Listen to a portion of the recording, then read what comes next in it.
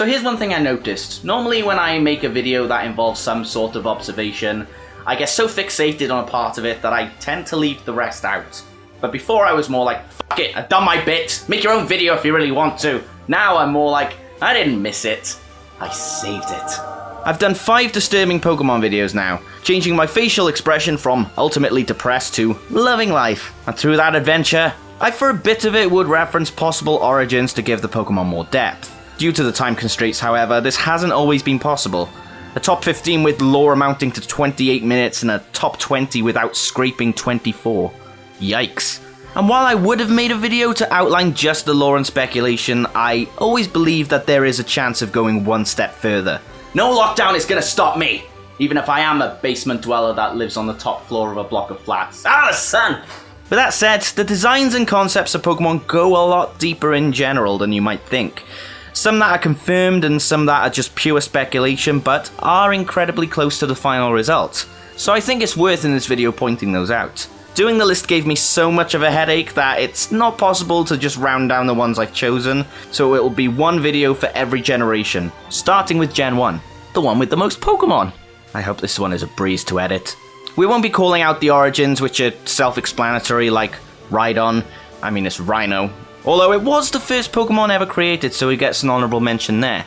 So if you like this, be sure to suggest ideas for new content. It doesn't have to just be lore on Pokemon, it can be Silent Hill or Stealing Thunder with Dark Souls, sorry Vati. Possibilities are endless for content thieving. So here we go, strap in. So where else to start rather than the starter Pokemon of Generation 1?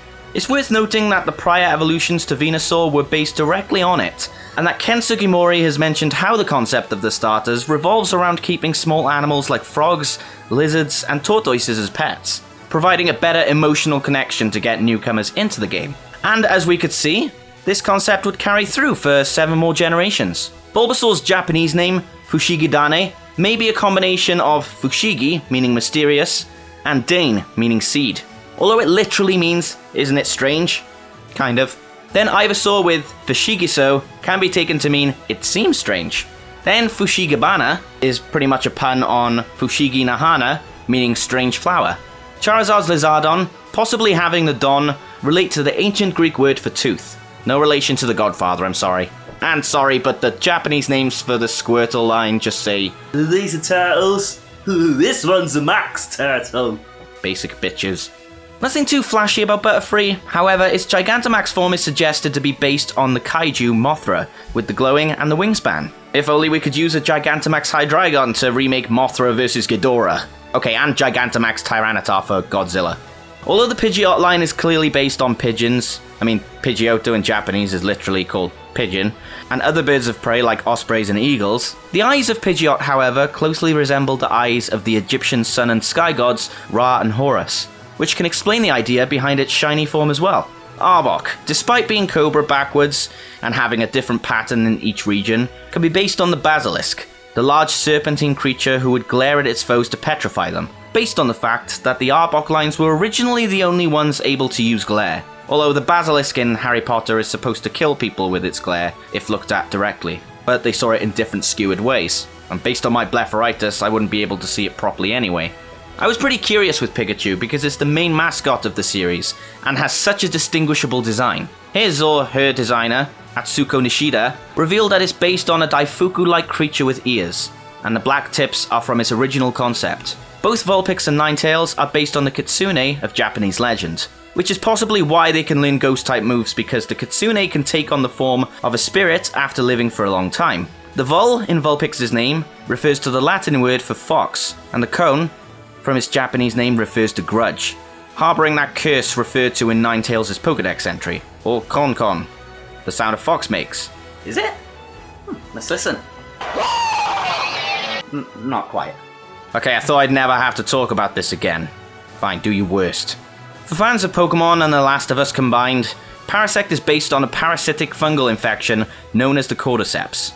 In the real world, it controls the behavior of ants in the colony, forces them to the sunlight and kills them, in order to grow out of them and spread more of its spores. In Pokemon though, it simply becomes the new mind of the Pokemon. No longer do you have a cute Paras on your team that you can befriend, but a Pokemon that's likely to spread jock itch to you without you knowing.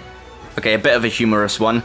The Diglett line is based off of the game Whack-A-Mole. Although with Arena Trap as an ability, you have to destroy the game of Whack-A-Mole to escape free. The hairs of the Alolan forms resemble Pele's hair. No, not that Pele. Thin volcanic glass found near Hawaiian volcanoes. And the lore of taking its hairs resembles Pele's curse. The belief that anything natively Hawaiian, such as sand, rock, or pumice, will inflict bad luck on whoever takes it away from Hawaii. And I said, yeah, yeah, yeah. I said, Pele, who took my rock? Meowth is seemingly based on the Japanese legend of the Maneki Neko, or the Lucky Cat, or the Beckoning Cat. A cat raised its paw to welcome a lord and saved its life when a lightning hit where he was standing. Maneki Neko are often used as charms in restaurants or shops to bring customers good luck and fortune. They usually contain a koban, a coin similar to the one on Meowth's head. Galarian Meowth, on the other hand, Vikings. Raise your horns, raise them up to the sky. Gala's region is totally divine. Growlithe and Arcanine are suggested to be based on the Japanese dog statues known as Shisa. Sorry, I pronounced that wrong, that's the place where you vape. Shisa, or guardian statues resembling lions with traits of tigers and dogs, also shown in mythology as Komainu. This may influence Growlithe's protective nature. Arcanine could also be based on the Zizi, a mythical fire-eating dog with lion and tiger similarities, also influencing the arcane in its name. Well, Kadabra and Alakazam are clearly based on the myth, the legend, known as Uri Geller. Ha! I resubmitted my application to keep this show on air, so suck it!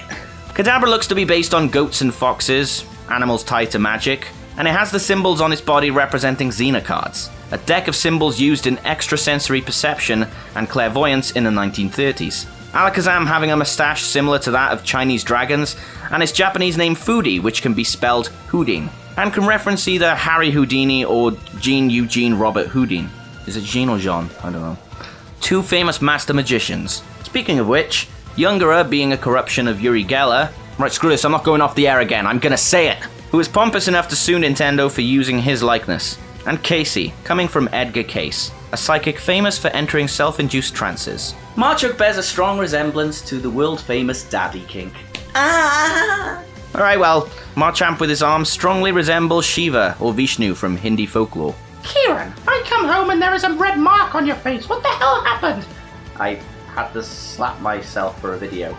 Tentacool and Tentacruel resemble several varieties of the bug-eyed monster and other invaders from 1950s B-movies, reflecting from the lasers which can be fired from their heads. Gollum appears to be based on the representation of golems in modern RPGs, or tortoises which, in many myths such as Chinese or Hindi, are believed to hold the entire world on their backs. Well, that's what it gets for working overtime. Ponyta and Rapidash are based on the fiery horses of Helios in Greek mythology, or the Skinfaxi from Norse mythology, or the Ashvins from Hindi mythology. Farfetch can pretty much be based on the Japanese saying, "A duck comes bearing bunching onions." Why is he crying? It means something surprising but convenient. Now we know where Pyukumuku got his Pokedex inspiration from. Haunter and Gengar, but mostly Gengar, my one true nemesis, appear to be based on the Cheshire Cat based on their smile, and the shadow of a person, hence its name, which appears to reference Doppelganger, which is a copy of a person, and where people started to theorize Gengar being a dead Clefairy, or Ghastly being a dead Cloyster. What kind of idiot did that? Now allow me to start off by making a realization of my last Pokemon video, even though Not I here. shouldn't be making Pokemon. Drowsy and Hypno are based on the Japanese myth of the Baku, creatures who eat bad dreams of sleeping people. So whoever said they were disturbing, despite doing nice things for people, get out!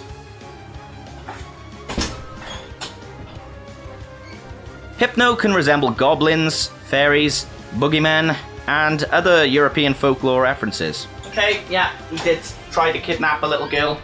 You're not all bad people. Its name can refer to Hypnos, the personification of sleep in Greek mythology. From a glance, Voltorb and Electro don't seem all that interesting, but then I ask, why fake Pokeballs? Well, first, the design could be inherited from when Pokemon was known as capsule monsters. Thanks for reviving that, Yu-Gi-Oh! The artwork showed Pokeballs without the button in the middle. Voltorb in particular could resemble the Tsukumogami, where items would come to life on their 100th birthday, reminiscent to its place in the Pokedex. Also the idea of mimics in RPGs which fool the player into thinking they're actual objects. This is why Dark Souls taught me to whack anything in sight. Exeggutor can be based on the Japanese monster, the Jimenju, a tree that grows human heads which are always smiling. The Alolan form possibly referencing Coca, the dragon whose name shares the same origin as the word coconut.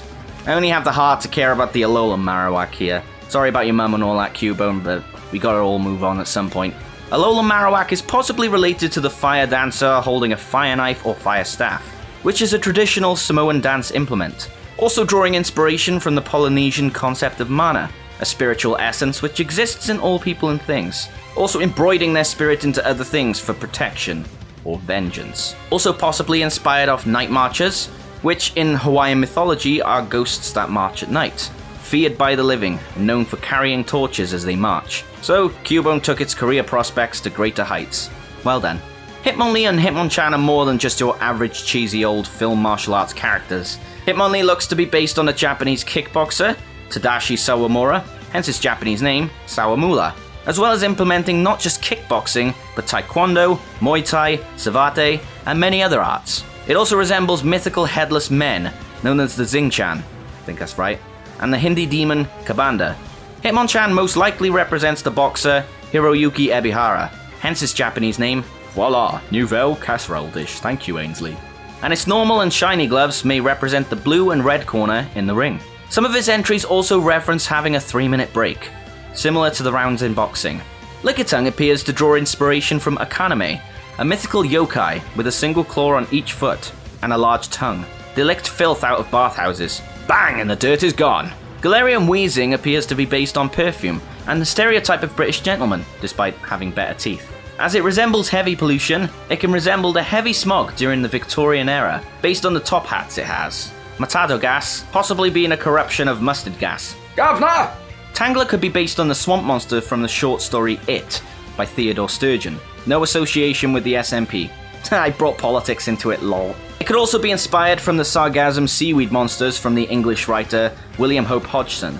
Try saying that 3 times fast, Jesus. Which inspired monsters in Japanese pop culture. Also the Selaginella Lepidophylla, a plant that forms tumbleweeds, and Medusa, a gorgon of Greek mythology. Or a green man, a motif represented as a face surrounded by leaves and vines. Its Pokédex entries state that its vines will get entangled with its surroundings. This may be a reference to thigmotropism, a biological reaction plants have towards contact that encourages them to coil around objects they touch as they grow, allowing stability in their stems and branches. Horsey and Seadra could be a reference to leafy sea dragons, or seahorses turning into dragons, in Japanese mythology. We'll see what happens when Kingdra comes up in the next part. Goldeen and Seeking can be inspired by the Matsya, an avatar that the Hindi god Vishnu assumed, depicted as a fish with a horn. Forget Staryu, sorry to say, but Starmie can resemble the Star of Ishtar, who Ishtar is also known as Inanna, the Queen of Heaven. Yes, I, the evil Starmie Ishtar, command you to worship me! The interesting thing about Mr. Mime is the suggestion that it's based on a Tsukumogami, of a jointed puppet, dummy or doll. And while the original is based on a clown and mime artist, the Galarian form is based off of tap dancers. And here, we have the most controversial of the bunch. I thought Shuckle would be mentioned next time, but it's only now we're opening a can of worms. Heh. Jinkx is possibly based on a Nordic or Viking woman. Possibly Hel, goddess of the underworld. Or Ganguro, face black. Stop. As they are depicted as Santa's helpers, this could reference the Zwarty Piet. Are you taking the piss? Also carrying traits of a female opera singer, like the cartoon depiction of the Fat Lady, as well as Japanese spirits known as Yuki Onna, who lack feet, just like the missing whereabouts of Jinxes, or the Yama Uba, a yokai described as wearing a tattered red kimono, having whitish blonde hair, control over snow, dark-coloured skin, and large lips. Yamamba, not Yomama, being slang for the extreme end of Ganguro fashion, involving bleached hair, artificial tanning, and heavy lipstick. So it's not all black and white, it's also purple. Am I being racist now? The purple coloration may reference the coloration of the skin due to frostbite. Electabuzz looks to be based on the Oni, a Japanese ogre that had tiger skin, and sometimes depicted as a god of lightning and thunder. Magmar could be based on the Karura, from Japanese Hindi Buddhist mythology as a bird-like fire-breathing creature, similar to Electabuzz being based on an Oni. The Magikarp line is based on a legend about how carp that leapt over the Dragon Gate would become dragons themselves, which we can see in Pokemon Snap as an example. So if you jump all the way to the moon, you'll become a werewolf. Try it, Miss Hopkins. Oh wait, no, it doesn't really work on ogres, does it? Lapras is based on the Scottish Loch Ness Monster, as well as characteristics of the Plesiosauria. Its intelligence and singing can relate to that of the blue and humpback whales, and its long neck can be based on the mast heads and hulls of Viking ships. Its name can be a corruption of Laplace, being a reference to Pierre-Simon Laplace, a mathematician who wrote several books on mathematical properties of the sea and tides, and is at the moment giving me horrible flashbacks of stats and proofing in university. Or it can reference Laplace, French for seat, referencing people sitting on it, or lapis lazuli, a bright blue gem. Simple name, yet effective in so many ways.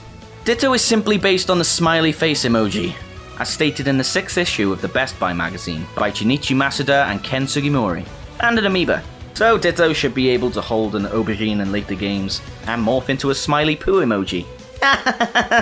Motofumi Fujiwara said in an interview that Eevee was inspired by vague childhood memories of an unknown creature he encountered in the forest. He couldn't specify the animal, but he said it was a dog or cat-like creature. Vaporeon can show depictions of telkines, or telchines, in Greek mythology, or the Merlion, the national symbol of Singapore. The ability to go invisible and turn into water can be based on the Azrai. Jolteon can be inspired by the Raiju, whose body is made of lightning and can take the form of a cat, but I think that might be more linked to Raikou. So Flareon? No, they didn't really give a shit about Flareon for the first few generations. Porygon from a glance is just a Star Fox game for the NHS, but it may be based on the concept of a bird made with primitive 3D graphic software, so same thing really. Or even an origami crane, a really shit one. Okay, here we go, the good stuff, the legendaries. Not to say the other stuff was... forget it. So Articuno, possibly based on the simmer, deriving from the Persian roke, which is a giant arctic bird, and its long tail possibly referencing the Quetzal. Zapdos, being based on the Native American legend of the Thunderbird, a spirit of thunder, rain, and lightning that took the form of a giant bird. The beating of the wings was also said to create thunder, or the lightning bird, a bird created when lightning hits the earth. Moltres, possibly based on the legend of firebirds, such as the Phoenix, the Slavic firebird, or the Bennu, or even the Suzaku, guardian of the south, which isn't a true phoenix. Dratini and Dragonair look to be based on the Ryu, traditional Japanese dragons or Chinese dragons who bring good luck. And the growth of it could be based on the Jormungand. I think that is probably the one I've butchered the most. A serpent in Norse mythology. Dragonair in particular could have the horns resembling those on the sandals and hat of the Greek god Hermes. Hopefully it doesn't meet its end in the same cruel way like Arbok did. Dragonair's Japanese name, Hakuryu, is also the name of the dragon-like companion of Zu-Baji, or Cho Hakai, from the legend of the Journey to the West in Buddhist lore. Then in Dragonite's case, because it looks nothing like its predecessors, it can reference Japanese sea serpents, European dragons, or fairy dragons. Being guardian of the sea, as described, it can be similar to the Chinese dragon. And finally, we get to the ancestor of all, Mew. Being similar to a vertebrate embryo, this reference itself may reflect on recapitulation theory, and while we know that its design is based on Mewtwo, it was made simpler to take up less space on the cartridge, and to apparently fit under a truck. Its name may be derived from Meo, meaning strange or unusual, or mutant, or a combination of mystery and new, referencing its mystery and being newly discovered. So there we have that mouthful, and there'll be plenty of other videos to cover the other generations, and I'll be more than happy to go over them. Be sure to subscribe if you like this video and click the notification bell if you want to be reminded of new content, as well as watching some of my past videos, because I put so much into it. And if you don't watch them, it's like going to your nan's and refusing to take any biscuits that she offers you. You devil. You can also follow my Twitch where I'm streaming shiny hunts, max raids, all that kind of stuff in terms of Pokemon Sword and Shield, as well as playing Final Fantasy VII Remake on the side, and just stay connected with Twitter, Facebook, Instagram, TikTok, Discord, or anything else. Actually, I think those are the only ones. So, thank you, and lights out.